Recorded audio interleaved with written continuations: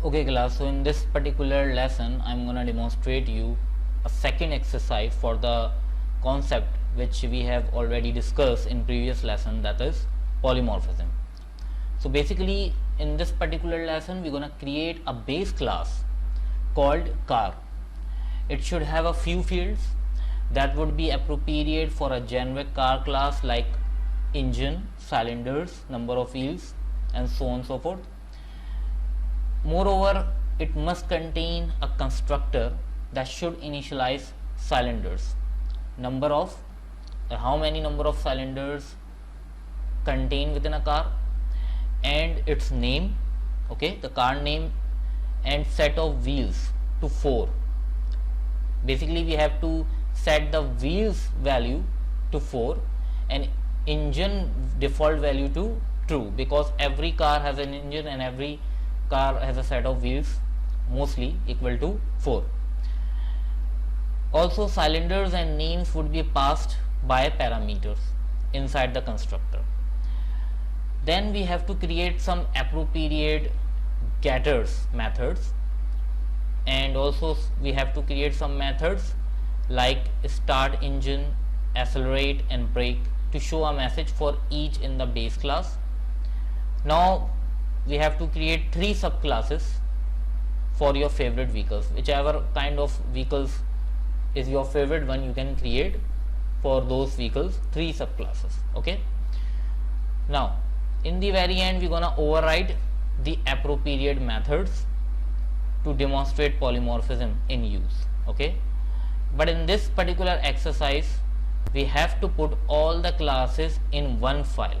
Okay, which means that we only have to create one Java file and we have to put every class within that particular Java file. We don't have to make new classes for each class.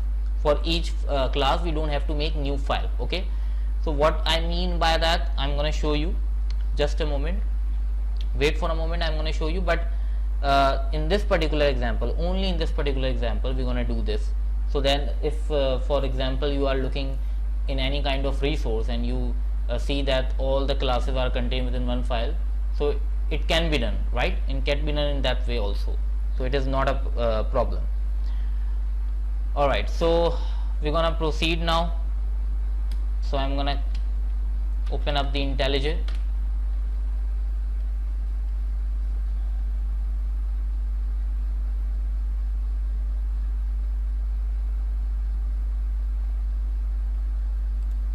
Alright, so I'm gonna go to the file, new project.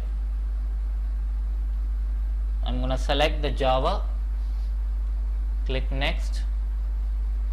Then I'm gonna select create project from template, choose command line app, click next. I'm gonna give this project a name, let's suppose polymorphism exercise 2,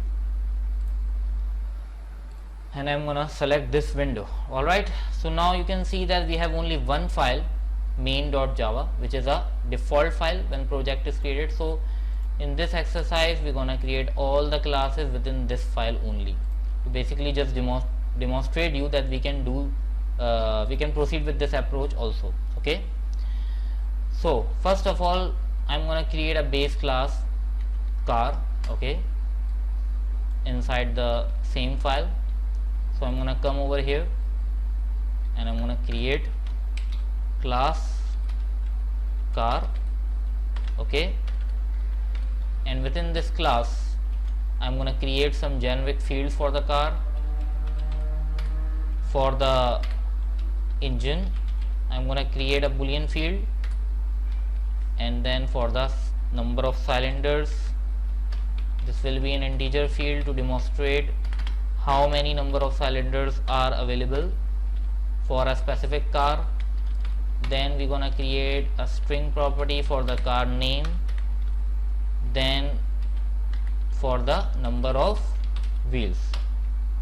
Okay, after this we're gonna create a constructor, and inside the constructor I'm gonna initialize which fields, number of cylinders and the name of the car, because I already told you that we're gonna set the number of wheels default value to 4 and the engine value default value to true. Okay, so inside the parameter for this constructor, I'm gonna initialize the number of cylinders and the name, because both of these parameters will be unique for a specific car, but wheels and engine will be default value. Okay, so that's why I'm not providing these two fields within this argument, okay, of the constructor. So now I'm gonna initialize first engine default value to true, because every car has an engine, and then for the cylinders I'm gonna set it to the parameter which will be provided by calling the constructor, and then for the name I'm gonna set it to the parameter.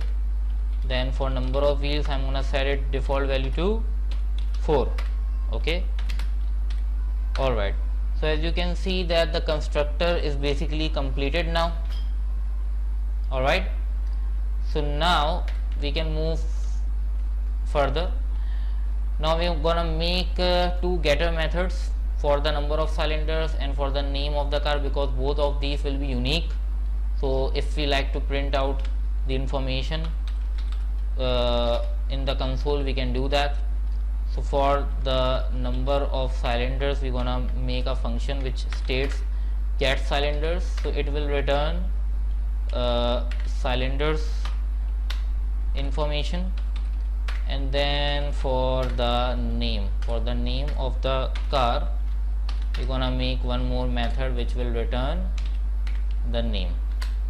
Okay, after this we're gonna make some helper some methods for this particular generic class, start engine, accelerate and brake, that we're gonna basically override in the subclasses. So the polymorphism will be demonstrated by these particular methods. So in the same class I'm gonna make public string, and I'm gonna say start engine.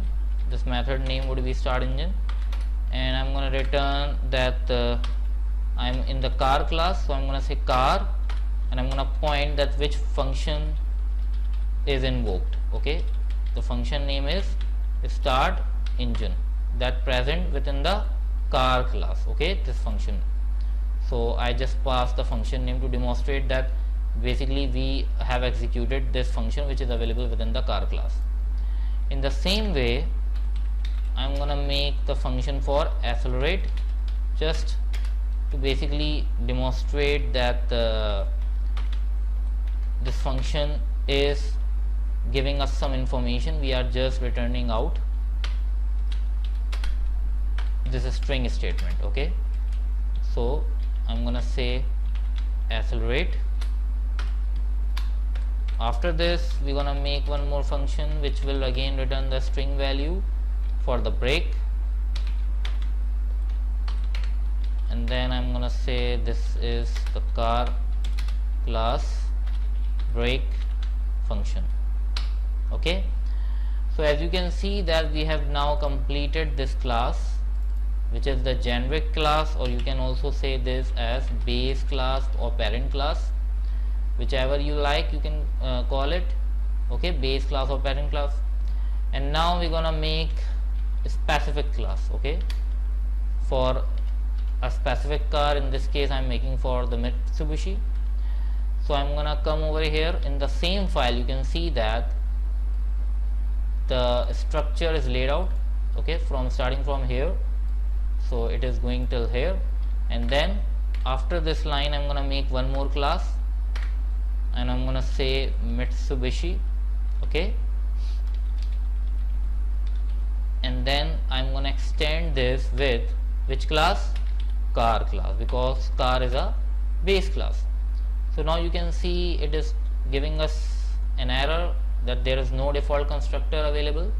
So because we have a parameterized constructor available within the base class, so we have to basically call this constructor in order to initialize all of these fields, so we can get the value inside this child class, right? So what I'm gonna do is I'm gonna make a constructor, right? So I'm gonna make the constructor like this, okay, and inside the constructor parameters I'm gonna pass again the unique values for the number of cylinders and for the car name. Only these unique value will be passed, and rest of the values which are default values will be remain same. Okay, why? Because these are the default values, right? So only these two values will be passed when we're gonna create the object by this class Mitsubishi. Okay, just like the same thing we did with the car class, but in this case we're gonna call the super class constructor in order to initialize these fields. Okay, so I'm gonna say super, and inside here I'm gonna pass these cylinders and name. Okay, so you can see that now the error has been resolved, and after this we're gonna override these three methods which are available within the car class. We have made this these methods. Okay, so we're gonna override these methods. So what I'm gonna do is I'm gonna right click and click on generate. Then we have this option override methods, and in here I'm gonna override these three methods which are available within car class. Start engine, I'm gonna press Ctrl key and then select these three properties. Okay, start engine function, accelerate function and brake function, we want these function to override, right, within this particular class. Okay, I'm gonna click OK. You can see that we have now these three functions override, okay, within this class Mitsubishi. Now at this point it is returning the base class function, but we don't want to return the base class function. So what we want to do is basically we want to state out that this would be something like this. This would be the name of the child class, which is Mitsubishi, and this function is calling within the Mitsubishi class. Okay, so that we can identify that from which class this particular function belongs to. Okay, in the same way I'm gonna do this changes. Okay, these changes I'm gonna make these changes with the accelerate function, alright, with the brake function. Okay, so now you can see that we have these three methods overridden within the Mitsubishi class. Now after this we're gonna make one more class, okay, subclass 2, which would be for the specific vehicle Ford. You can make any kind of class you like for any kind of vehicle. So again after this you can see that is starting from here, it is ending at the line 60. After this line I'm gonna create one more class. You can see that I'm doing all of this work within the same file. Alright, so I'm gonna say Ford. It would extend from again the car class, right, and then again I'm gonna make the constructor public Ford. I'm gonna pass the unique parameters for number of cylinders and for the car name. So for the number of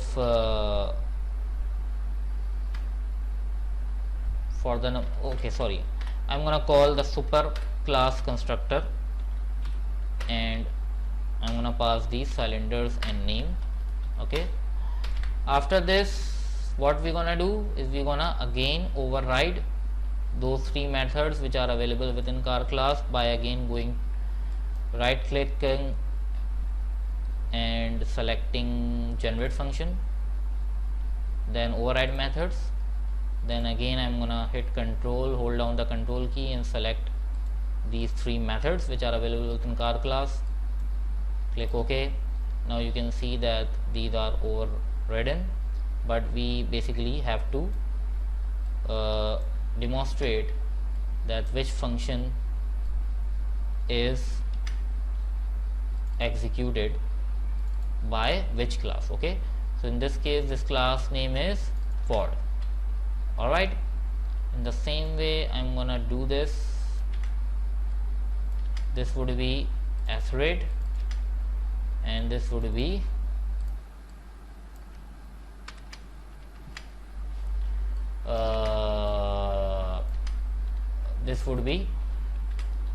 Brake. Alright, so now you can see that we have these three methods which are available within this specific class. Alright, now we're gonna make one more class, subclass 3. So this would be for another specific car. Let's suppose for Holden. So I am extending again from car class. Then inside this class again I'm gonna call the constructor of this class, which is Holden, and within the constructor I'm gonna initialize the unique field by calling the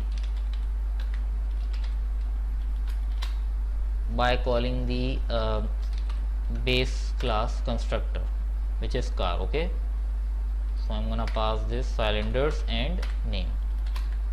After this again I'm gonna this time I'm gonna press the shortcut key Alt and insert, then I'm gonna select override methods, and then I'm gonna select these three methods, start engine, accelerate and brake. Again click OK, and in the same way, just like we did with previous classes, we're gonna make these changes within the function. Okay, we're gonna say that this particular function is executed by which class, right? I'm gonna make these changes for specific functions. Alright, so now we have basically created the base class. Okay, this is the base class car. Alright, this is the base class car, and after this we have created in the same file, we have created the child class, which is the subclass Mitsubishi, which is extending from the generic class car. And in this particular class what we are doing is we are calling the constructor and constructor of base class, and we are initializing the properties. In this particular example again we are overridden the methods which are available within the car class, and in the same way we are making this Ford class.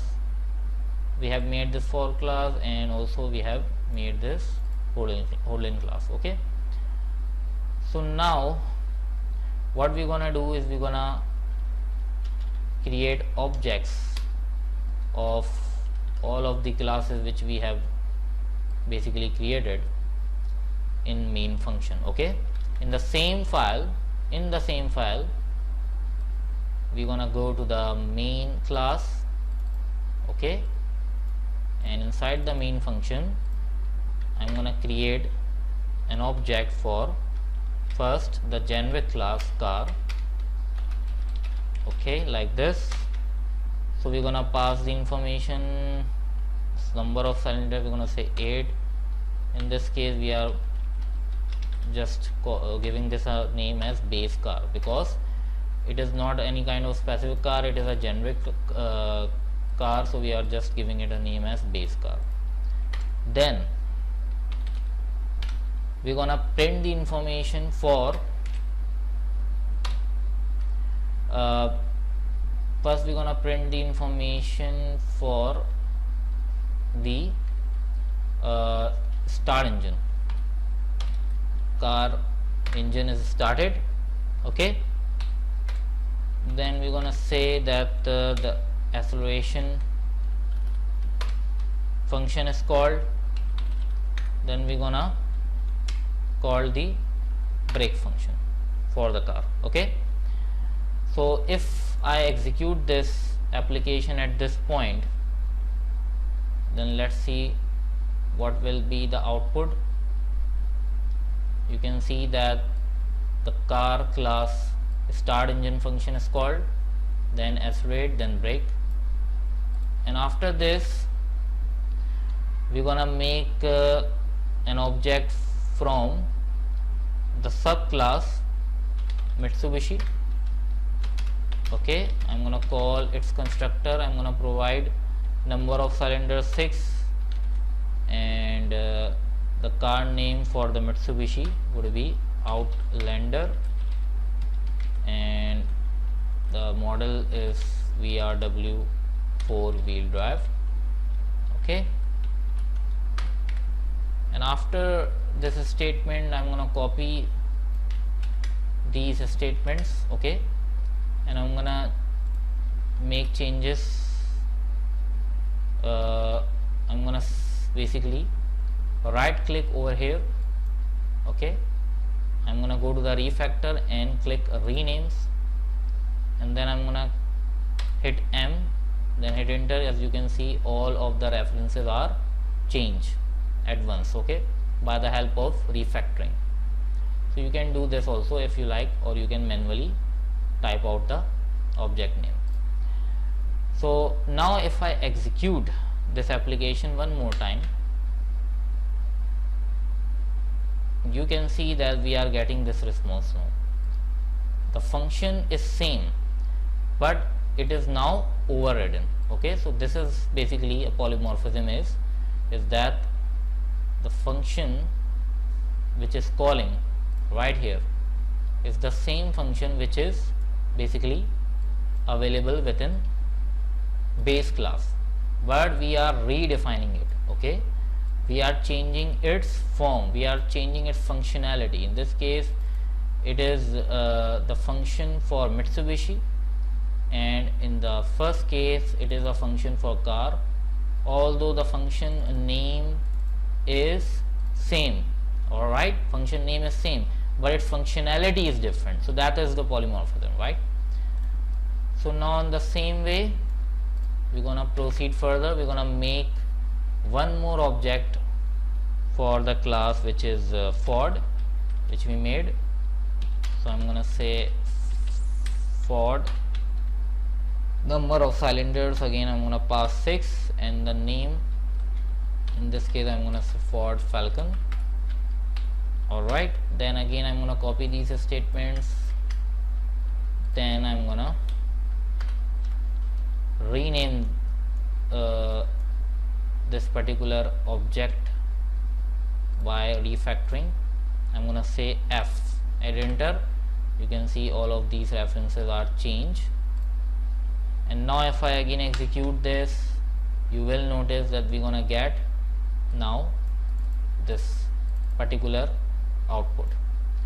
Okay, because now these statements are executed. In the same way I'm gonna make the object from Holden. Okay, I'm gonna say number of cylinders for this car is 6, and the name is Holden. After this I'm gonna change its I'm gonna refactor this name for the object. Alright, I'm gonna rename this to H, hit enter. You can see all of these references are changed now.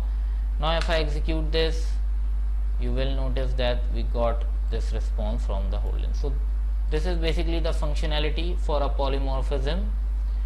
that the functions are same in each class, but the functionality are for each function is different. Functionality is different, forms are different, but the function are same. So that is the functionality of overriding, okay, of polymorphism. Okay, let me demonstrate you one predefined function which is available, which you can use for basically getting the class. If you don't like to type out the name, you can use this function, get class dot get simple name. Okay, this is predefined function. So what we can do over here inside the hold-in class, I'm gonna use this. So I'm gonna delete this hold-in. So now I'm gonna use get class dot, I'm gonna call get simple name. So basically I'm gonna concatenate this with this particular string. So what this function will return, this will return the name of the class, okay, in this case hold-in, get class and its particular name, which is hold-in. In the same way, we're gonna delete this and we can basically use this particular function in each return statement like this. So just to demonstrate you that you can also use this approach if you like. Alright, now if I save this and again execute this application, you can see that still we are getting the same name hold-in. Okay, we also have one more function which basically return the full reference for the class, which is get name. Okay, so if I now execute this, you can see that it is returning the full name along with the package name, which is com.company. Under the package name, it returns the class name. So this is the complete name. Okay, and this one is, so we have two functions, get name which will return the complete reference and get simple name which will return the simple name of the class, in this case hold-in. Alright, so that's about it for this particular demonstration of polymorphism. That is the second exercise for this. So practice this as much as you can, so basically you can understand this concept much better. Okay, thank you very much.